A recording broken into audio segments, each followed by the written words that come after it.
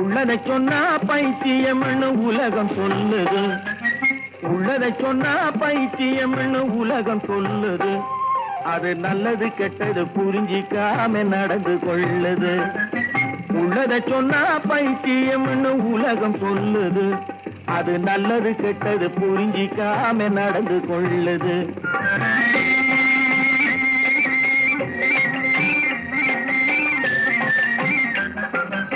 எள்ளளவும் நேர்மையில்லே இதயத்திலே அன்பில்லே.